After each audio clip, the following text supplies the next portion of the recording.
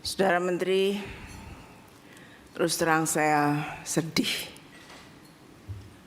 miris, dan saya marah. Bayangkan kayu sebesar itu, diameter 1,5 meter itu berapa ratus tahun perlu tumbuh untuk pohon sebesar itu. Ini manusia mana di Indonesia ini yang seenaknya aja bisa motong-motong kayu seperti itu? Apa salah tuh kayu? Dia bikin salah tuh pohon tuh apa? Dia bikin begitu banyak kebaikan buat manusia. Pencegah erosi, memberikan udara, menyaring udara yang segar buat manusia. Kok dipotong gitu aja? Dan yang lebih menjengkelkan, itu truk itu lewat di jalan raya 2 hari setelah peristiwa banjir ini. Dan dengan kemajuan teknologi, truk itu lewat di depan hidung kita. Sungguh menyakitkan, Pak Menteri. Ini suatu, kalau orang Jawa bilang ngece. Apa ngece? Mengejek tuh ya. Perusahaan ini ngejek gitu. Di baru kita kena bencana, dia lewat di depan muka kita.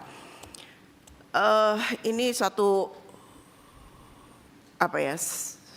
suatu hal yang menyakitkan dan menghina rakyat Indonesia. Saya minta kepada Pak Menteri untuk cari tahu siapa perusahaan itu dan tolong jangan ada pohon-pohon besar lagi yang ditebangin.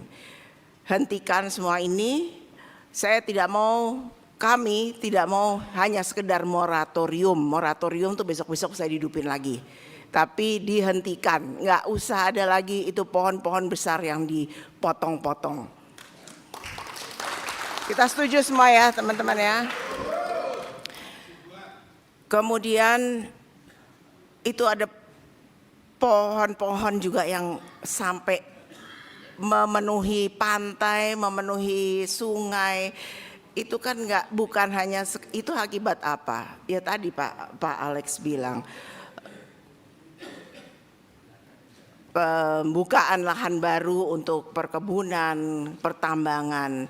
Ini harus diperketat lagi untuk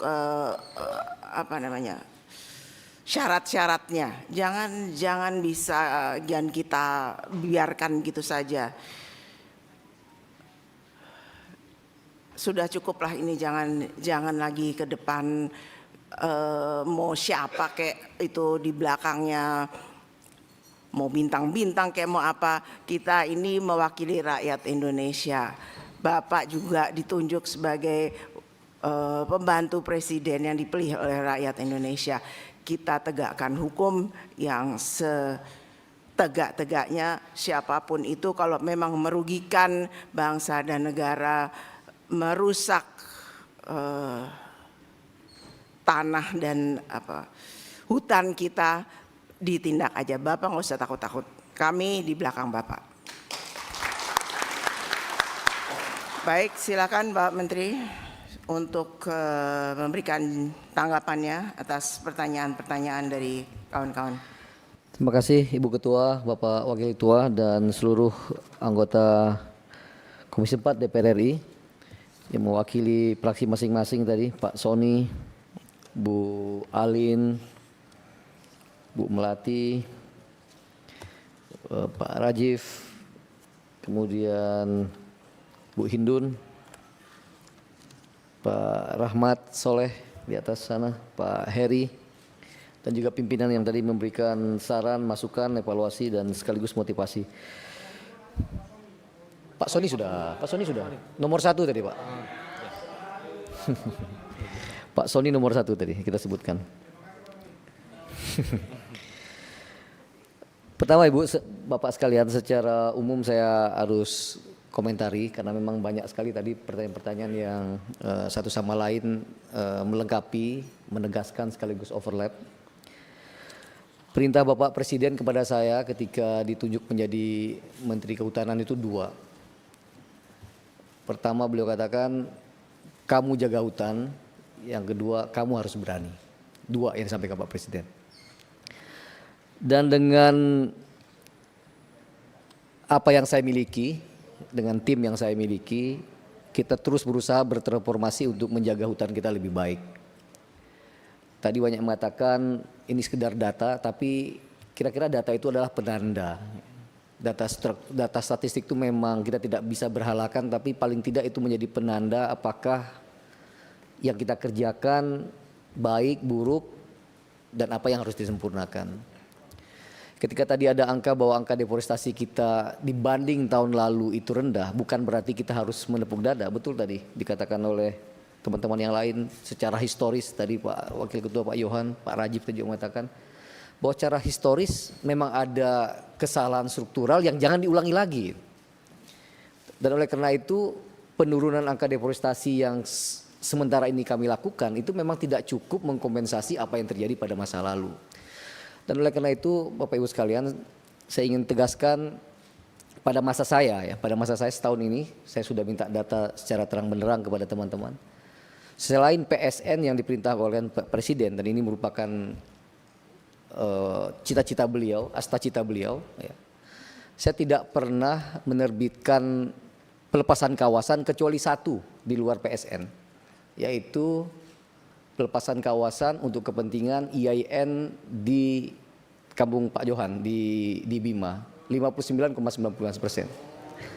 Di luar itu ya, di luar itu saya bisa bersaksi saya secara ketat seperti apa yang diperintahkan oleh Pak Presiden Prabowo Subianto tidak pernah mengeluarkan atau menurunkan fungsi hutan. Termasuk Pak Ketua, Pak Wakil Ketua, ya, di 3 provinsi terdampak 1 jengkal pun ya, saya tidak pernah melakukan pelepasan kawasan di tempat tersebut. Yang lain, izin tadi Ibu yang mengatakan tentang hutan alam yang ditebang. Saya baru menerbitkan 4 PBPH ya, dan itu bukan PBPH untuk HTI dan penebangan hutan alam, tetapi justru PBPH untuk jasa lingkungan dan RE, apa RE itu? Restorasi ekosistem. Ini perintah Pak Presiden. Saya coba jaga komitmen moral ini ya, untuk benar-benar mengerjakan apa yang diperintahkan oleh Pak Presiden. Tentang keberanian, alhamdulillah, wasyukurillah, perintah Pak Presiden harus berani. Dengan sekarang ada Satgas PKH Bapak Ibu sekalian. Misalkan dalam contoh konkret Tesonilo. Persoalan yang puluhan tahun sudah menimpa Taman Nasional kita.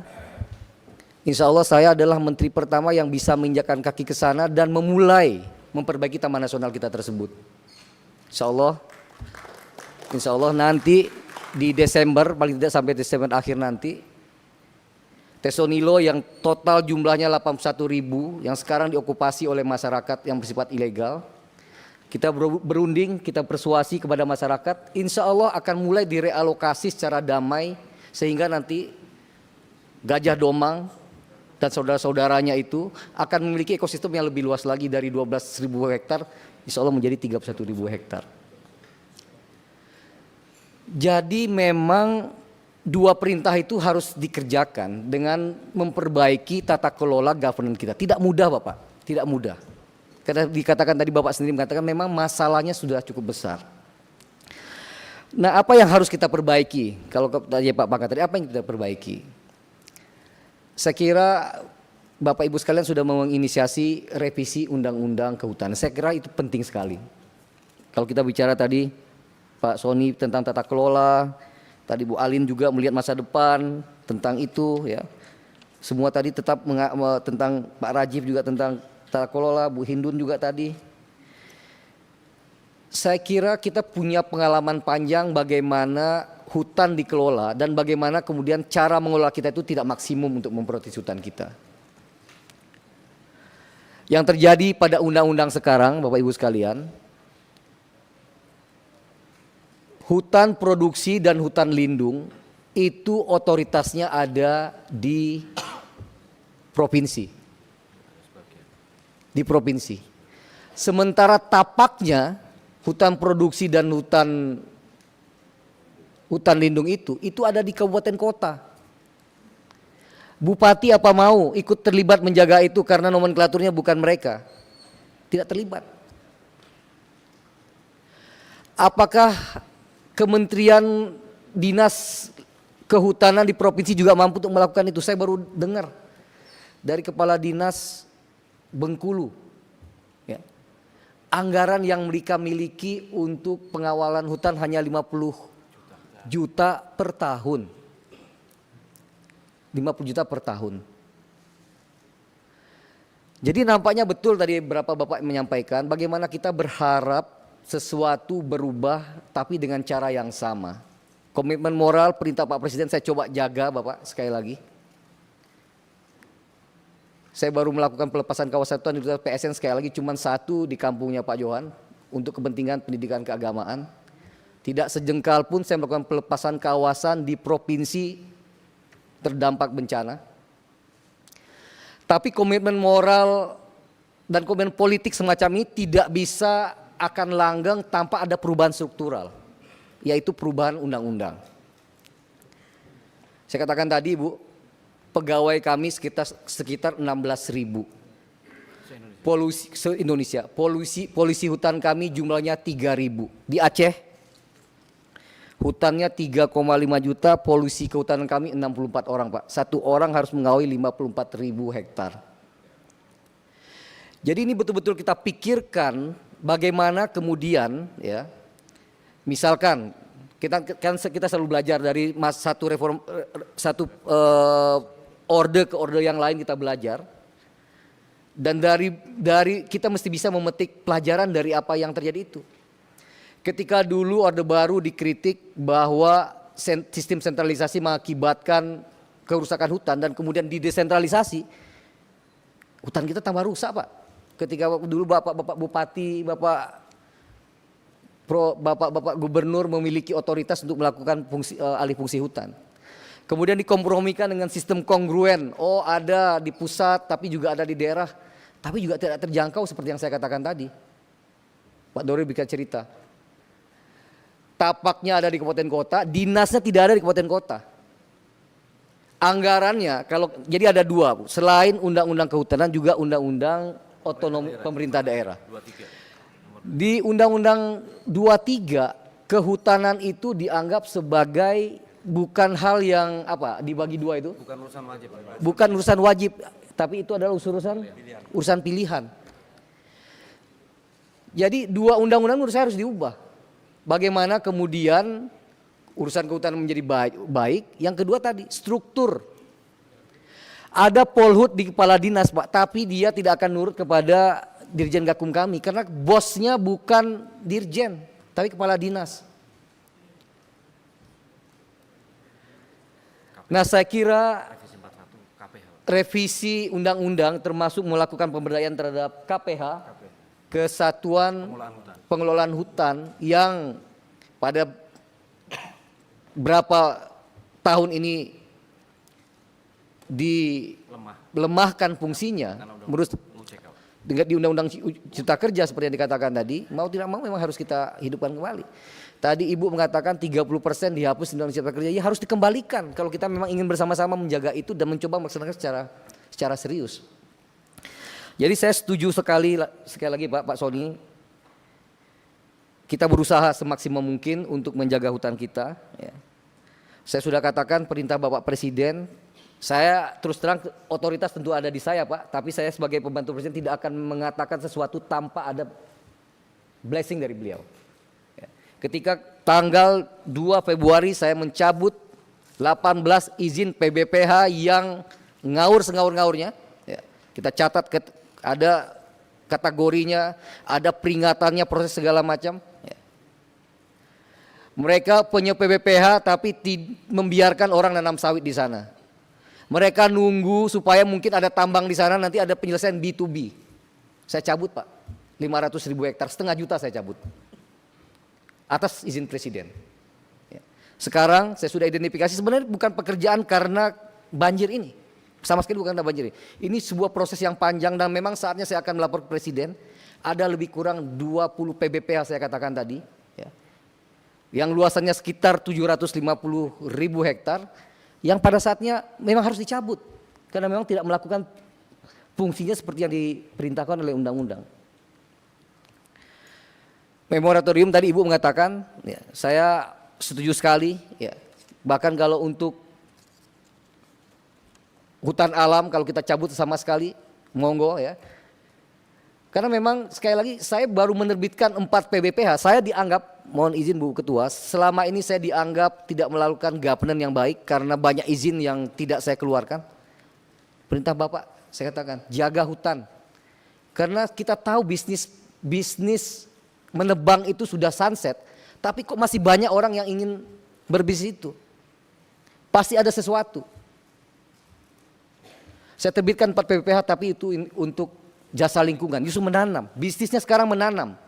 Apalagi Pak Presiden sudah menerbitkan Perpres 110 ya, yang memungkinkan nilai ekonomi karbon melalui perdagangan karbon. Yang bisnisnya memang harus berubah Pak, nggak menebang lagi, tapi dengan orang menanam dia mendapatkan sesuatu. Toh masyarakat kita sebenarnya ya, livelihood masyarakat kita menjaga hutan itu sangat tergantung kepada kesejahteraan masyarakat di sekitar hutan. Bagaimana mungkin mereka bisa menjaga hutan kalau mereka kelaparan Pak? Itulah dulu ada program perhutanan sosial yang sekarang menjadi terus kita dorong. Kita dorong, Pak Presiden mengatakan 1,4 juta hektar untuk masyarakat adat kita kerjakan. Karena kita tahu bahwa masyarakat adat lah yang paling otentik, yang memiliki tradisi menjaga hutan. Saya terbuka dengan LSM dan teman-teman pergerakan. Saya terbuka sekali lagi. Saya ajak sebuah satgas yang inklusif, ngajak teman-teman Aman, teman-teman Walhi untuk mencoba mempercepat penetapan hutan adat ini. Namun sekali lagi memang pekerjaan banyak sekali. Kita juga diperintahkan oleh Bapak Presiden untuk tidak mengutuk masa lalu, mikul duur mendam jero ya. Tapi kita belajar dari masa lalu agar tidak terjadi lagi. Sekali lagi terima kasih banyak Bapak Ibu sekalian masukan tadi ya. Detail sekali. Bagaimana kita harus tegas illegal logging termasuk Ibu tadi. Tapi kalau polisi hutan kita jumlahnya sekian, kemudian struktur APH kita mohon maaf ya, kita berkawan dengan teman-teman APH, tapi kalau seandainya di bawahnya masih melakukan Ibu katakan tadi ada bintang-bintang tadi. Ini gimana nih? Kira-kira memang kita bisa selesaikan hal seperti itu. Ya alhamdulillah sekali lagi dengan Satgas PKH ini dan kami bagian dari situ ya. Banyak sekali yang memang bisa kita lakukan termasuk misalkan melakukan reclaim ya, menghadirkan kembali Taman Nasional Tesonilo kita yang menjadi rumah Domang dan kawan-kawannya tersebut. Ini yang dikatakan oleh Pak Sodi tadi sebagai reformasi menyeluruh Pak. Saya kira memang perbaikan regulasi dan kemudian diterjemahkan dalam komitmen pekerjaan sehari-hari. Mbak Bu Alin tadi soal solusi ke depan saya kira itu solusinya Bu. Sekali lagi kita tidak mengutuk masa lalu tapi kita belajar dari masa lalu seperti kata Pak Rajib juga tadi. Ya.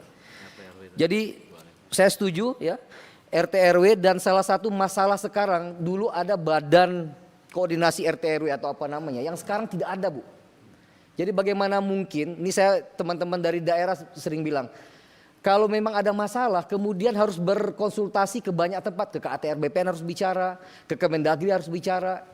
Di Satu Ratas Pak Nusron Wahid sudah mengusulkan pada Pak Presiden, nanti saya cek apa progresnya, supaya ada badan lagi untuk tata ruang ini, koordinasi tata ruang. Kalau nggak salah ketika itu diminta Bappenas untuk menjadi semacam koordinatornya, menteri-menteri terkait kemudian bergabung di sana. Nanti datanya bisa kita share Ibu tentang data ruang itu, termasuk nanti tentu adalah perusahaan-perusahaan yang belum memenuhi kewajiban Rehabdas ya. Tadi Polhut Ibu mengatakan juga sudah tua, itu faktanya Bu, faktanya. Dan jumlahnya hanya 3.000 berapa? Lahan kita, hutan kita 125 juta, Polhut kita kalau nggak salah 3.400 sekian. Tadi juga ada masalah PNBP tidak kembali ke Kementerian Kehutanan, itu faktanya. Kita harus duduk bareng-bareng nih dengan dengan Menteri Keuangan.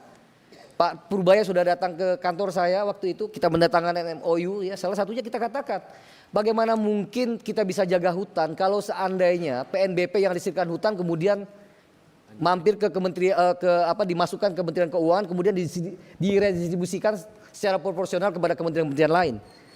Taman nasional kita di Rinjani atau di Taman Komodo dapat PNBP sekitar 60 miliar setahun, tapi yang kembali menjadi dikelola oleh Taman Nasional kita cuma 10 miliar misalkan. Ini kan ada persoalan struktural yang kita perbaiki. Siapa yang bekerja dia yang menuai.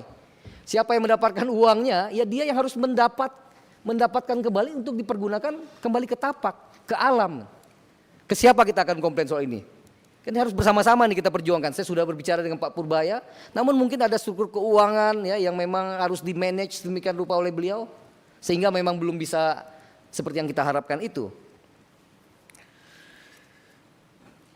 Soal tobat bareng-bareng tadi kata Bu Alin, saya alhamdulillah sudah mendapat WA dari Pak Gus Imin, ya beliau mengatakan minta maaf kepada saya, mengatakan bahwa bukan itu maksudnya. Beliau secara gentle saya kira minta maaf, dan saya kira saya terima maaf beliau karena memang bukan itu maksud beliau. Beliau mengatakan demikian kepada saya, dan sebagai sesama menteri saya katakan kita harus kompak. Ya. Nggak boleh lagi ada pernyataan-pernyataan yang justru saling mendiskreditkan antara kementerian yang lain. Ini penting, ya. Ini semuanya anak buah Pak Prabowo, ya. Tidak bisa mengeluarkan pernyataan-pernyataan yang justru mengganggu stabilitas kita. Dan sekali lagi saya apresiasi Gus Imin mengatakan maaf kepada saya dengan pernyataan yang keliru ketika itu. Bu Melati tentang penurunan tren, ya. Saya kira bukan karena hutannya tidak ada, Bu, ya. Tutupan hutan kita masih ada, tapi saya kira ini adalah hasil kerja keras kita bersama. Ya. Kenapa misalkan angka kebakaran hutan kita menurun setahun ini? Alhamdulillah. Dari 236.000 hektar pada 2024, sekarang sampai bulan September yang lalu hanya 213.000 hektar. Ini prestasi. Ya. Tadi juga dikatakan soal kenapa turun, ya saya kira mulai, meskipun sama sekali belum sempurna. Sampai tadi Ibu sampai melihatkan bagaimana ada truk yang keliling dengan ngeledek kita masih berjalan di ruas jalan setelah terjadi banjir. Itu persoalan kita sekali lagi, tapi saya merasakan dan saya optimis apabila kerjasama antar kementerian ini, ya, termasuk PKH di sana terus bekerja dengan baik, insya Allah hal-hal semacam tadi, Ibu, kalau di backing oleh Bintang, di PKH-nya juga Bintang, insya Allah ya, Polhut kita bisa bekerja sama dengan lebih baik untuk menertibkan truk-truk yang tadi diperlihatkan oleh Ibu, yang benar-benar membuat hati kita juga sedih. Ketika kita masih grieving, kita masih berduka, tapi sudah ada orang yang dengan berani sedemikian rupa. Dan saya tidak tahu, sekali lagi nanti saya akan tanyakan ke Pak Dirjen Gakum, itu di mana dan kenapa orang kita tidak ada di sana.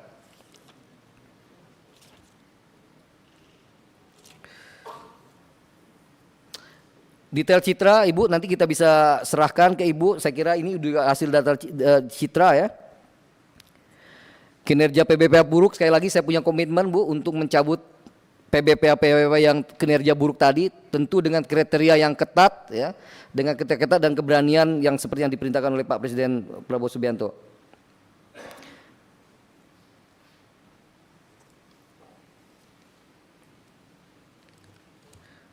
Pak Rajiv tentang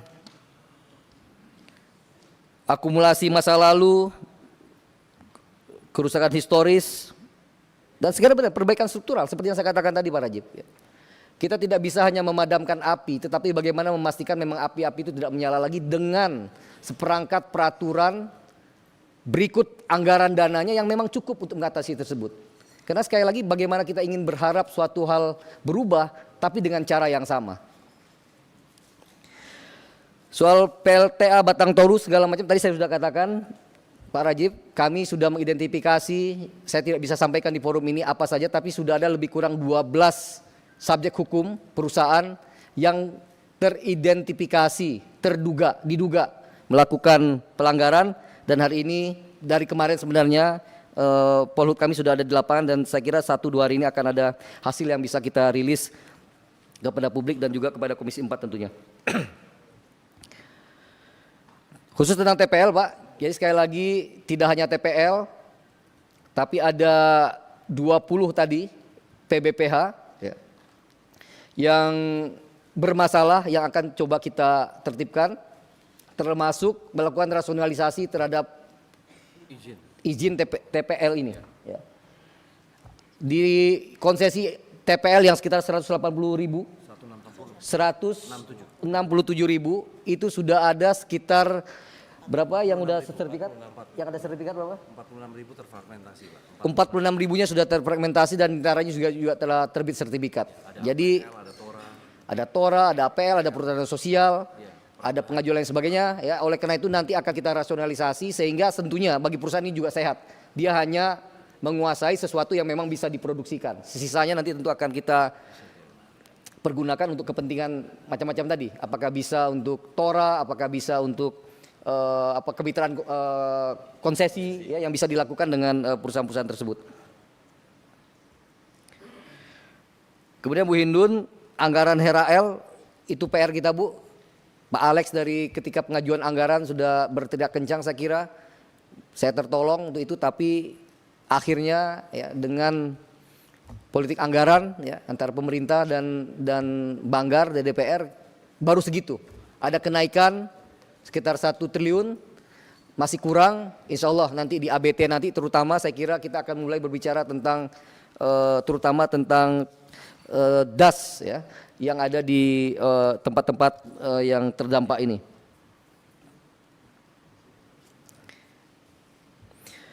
Pencabutan PBPH ini Bu Hindun tentu mempertimbangkan banyak hal, dan agar tidak open access kita akan aktifkan KPH untuk menjaga di sana, termasuk juga membuka kepada swasta-swasta yang lebih kredibel untuk memang ingin berusaha dan kemudian juga mempunyai kemampuan untuk menjaga hutan tersebut Bu.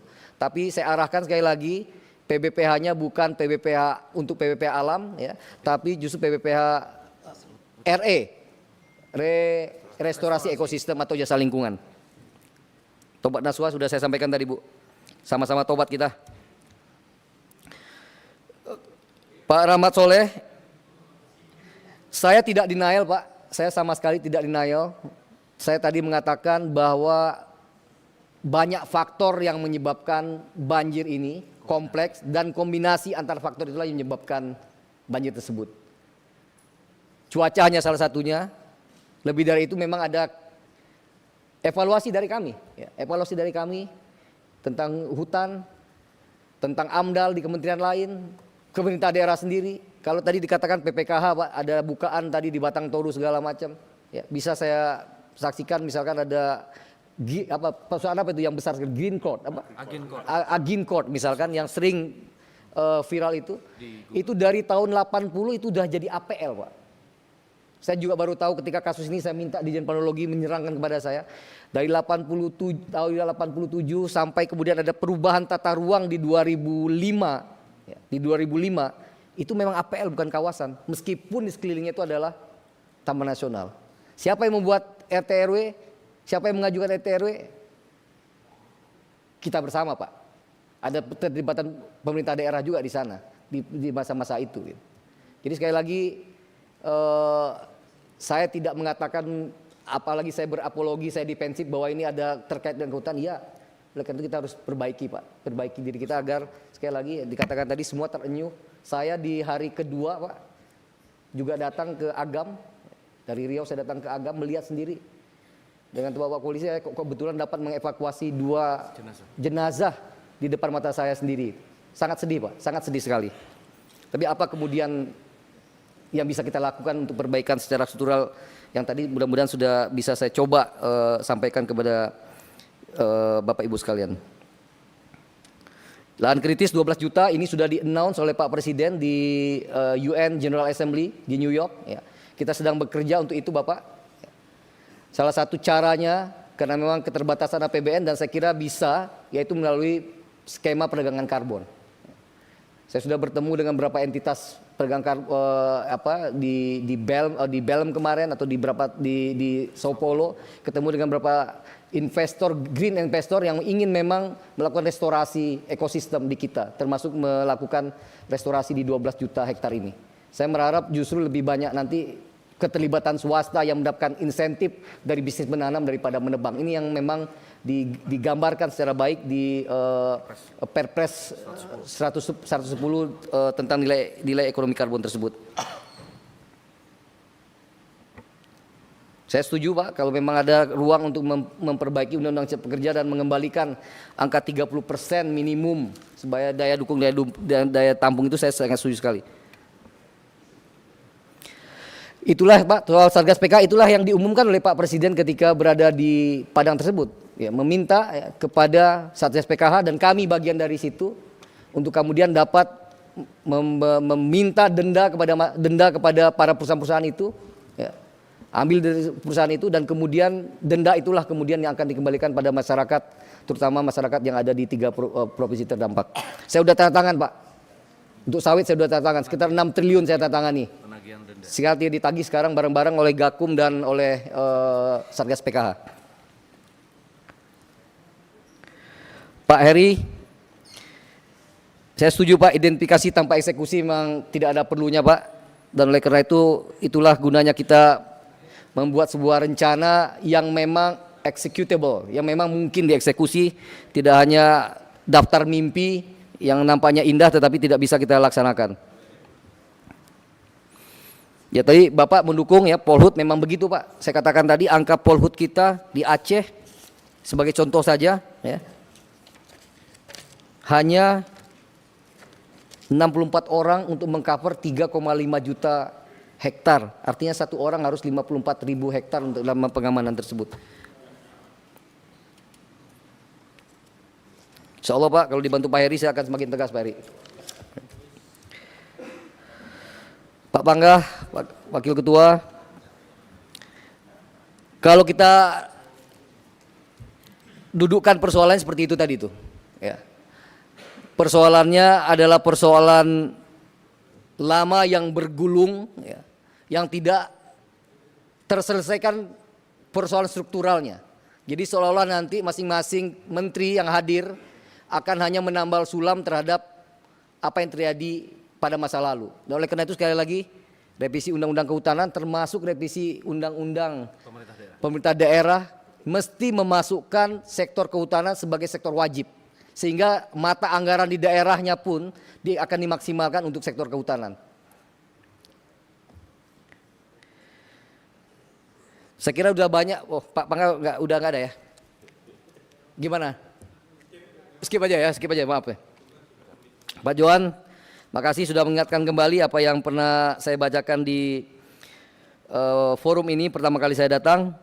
Dan insya Allah Pak Johan, saya akan terus berusaha agar tangan saya tidak menandatangani sesuatu yang akan merusak hutan kita. Bang Alex,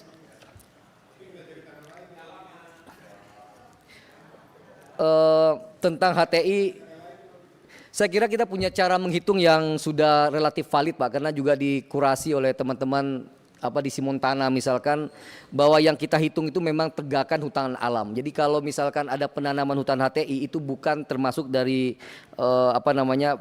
neto dari reforestasi kita.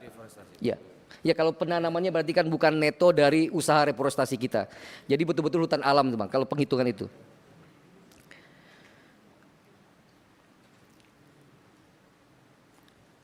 Rehabdas setelah itu Bang, saya kira di raker berikutnya, saya kira kalau konteksnya sudah selesai usaha kita untuk melakukan rehabilitasi dan rekonstruksi, saatnya mungkin kita memang harus berbicara hal yang lebih struktural, termasuk di dalamnya membincang tentang anggaran yang memang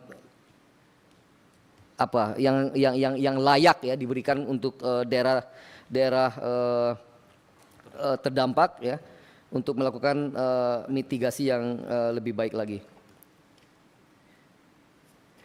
Saya kira itu Pak, sementara ini terus terang mengatasi keterbatasan jumlah Polhut, misalkan kita mempergunakan drone untuk patroli, smart patrol ya, mempergunakan itu sehingga apa yang di cover tadi hanya berapa kilometer kemudian bisa lebih baik lagi. Kalau seandainya memang dengan radar ini memang bisa lebih akurat, dan saya pernah diceritakan juga oleh Pak Dirjen Planologi, tapi harganya luar biasa mahalnya, tapi kalau memang ada komitmen kita untuk mengeksekusi itu, dan kita coba nanti akan bicarakan juga dengan Pak Presiden maupun dengan Menteri Keuangan.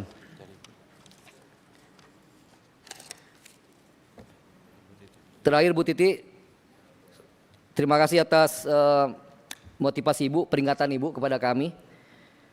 Sekali lagi ini memang truk yang tadi nampak di mata kita ini betul-betul lelucon sekaligus menghina kami di Kementerian Kehutanan. Insya Allah nanti saya akan tugaskan Pak Dirjen Gakum, tapi tentu juga dengan Satgas PKH kalau bisa betul dicari perusahaannya apa itu, dan harus bisa Pak Dirjen Gakum ya, agar kita saksikan, tunjukkan kepada publik lebih banyak lagi bahwa negara hadir dan ada deterrent effect terhadap orang-orang yang memang melakukan illegal logging selama ini. Sekira demikian yang bisa saya tanggapi. Mohon maaf apabila ada kekurangan, saya kembalikan kepada Ibu Ketua. Terima kasih. Baik, terima kasih Pak Menteri.